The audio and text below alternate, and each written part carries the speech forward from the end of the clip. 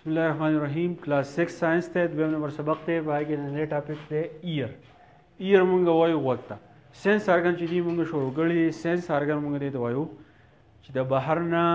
څه تبدیلی راځي څه چینجز راځي او زمونږ جسم چې دی هغه سنس کوي محسوسوي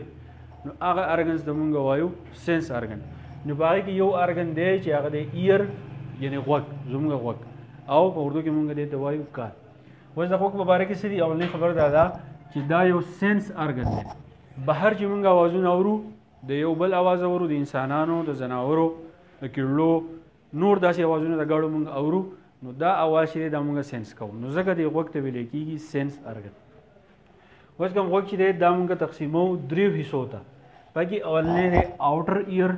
دویمې دی میډل ایر او درېمې دی انر ایر د دې مطلب دا دی انسان کوم غوږ چې دی په دې کې درې حصې دي اولنې دی اوټر ایر یعنی بهر طرف ته میډل ایر د غوږ چې کوم منځنۍ حصې دي هغه دي او درېمې حصه چې ده هغه د انر ایر یعنی هغه حصه چې هغه دماغ ته اټیچ شوې ده هغه د انر ایر وسې کوي اوټر بهرنۍ میډل مطلب دی منځنۍ او انر ایر مطلب دی ټول نه دننه نو اول به مونږ راوالو انر ایر دا اوټر ایر که مونږ د اوټر ایر ته وګورو نو موږ ته به غوږ کې صرف دا حصه ښکاري ده ٹھیک شو د دې دا شکل چې دی دا بالکل د دې پنل په شان دی مثلا مثال درکو یو بوتل لی هغې ته چې دی مونږ اوبه اچوو نو اوبه چې دی ټول تویږي مونږ پکې یو پنل کیدو نو هغه اوبه چې دی بالکل پای کې چې دی ځي نو د دې دا مثال چې دی دا یو پنل شانتي دی او په اوټر ایر کې دې ته مونږ وایو پاینه څه ورته وایي پاینه ټیک شو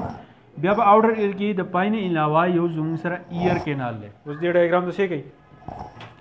دا کم ځای چې دی دلته کې ما لیکل دی پاینه دا پاینه چې دی زموږ سره دا شو کم چې आवाज اخلي بیا د پاینه نه سمدستي ډایرکټ یو لار ده چې هغې ته مونږ وایو ایر کینال دا ده چې کم आवाज مونږ واخلو نو د سیګنل په شکل کې په دې ایر کینال کې دا आवाज چې دی د سیګنل په شکل باندې دا داسې چې کله دا आवाज په دې ایر کینال کې لاړ شي دا ایر کینال چې د دننه نه ډړي نو ځکه دا سیګنل چې دی بالکل تیز ځي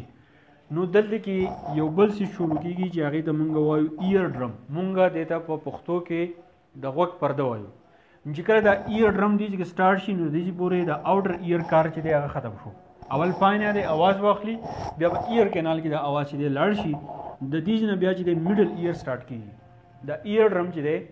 د دې نه میډل ایر چې دی دا سٹارټ شي مونږ د غوږ پرده وایو چې کله سیګنل لاشي د دې ایر ډرم سره وځي نو په دې کې وایبریشن پیدا شي ٹھیک شو کم ساوند سیګنل आवाज سیګنل چې راشي ایر ډرم سره وځي نو وایبریشن پیدا شي دا وایبریشن بیا دلته کې د غوږ هډوکي هغه درې هډوکي په جسم کې د ټول نه واړه هډوکي چې نه هغه په غوږ کې موجود دي په غوږ کې دا په میډل ایر کې چې دی موجود دي نو دا وایبریشن لاړ شي د ایر بونز لا دا درې واړه هډوکي دا وایبریشن چې بیا ترانسفر کیږي سیمی سرکولر کینال دا درې لارې دي سیمی سرکولر کینال درې قسم لارې دي موږ د سیمی سرکولر کینال وایو دا غینه بعد دا आवाज راشي کاکلیا ته کاکله چې دی د دې د مثال داسې لکه مارسټۍ چې دی د هغې هغه سر چې دی داسې تاو شوی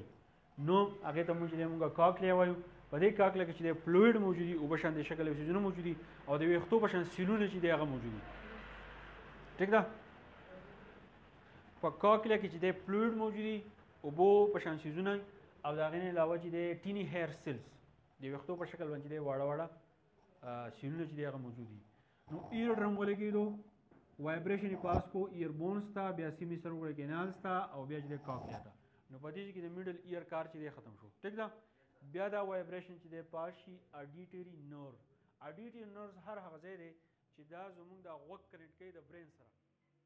اډیټري نر هغه ځای دی چې دا زموږ د غوږ چې دی دا کنیکټ کوي د برین سره نو دا اډیټري نر ولګي د دې مثال دی اورګي تاسو اورګ ویلی شئ دا د کم وایبریشن چې دی دا پاس کی برین ته او برین په سلو کې چې دا आवाज لسره او دا غینه بعد چې دی موږ دا आवाज چې دی وورو ٹھیک شو کلاس 6 په لیول چې دا پوره دی بیا ور سپدي کی تفصیل چې ډېر دی بده کی ایر بونز کم یو دي سیمی سرکولر کینالز کم یو دي اډیټري نور چې دی ځانه چې دی غټ فنکشن دی او کلاس 6 ماشومان چې دی دا پوره دی تاسو ګورئ په کمنټ کې ماته ضرور وایي کنه په ماته ضرور ثانک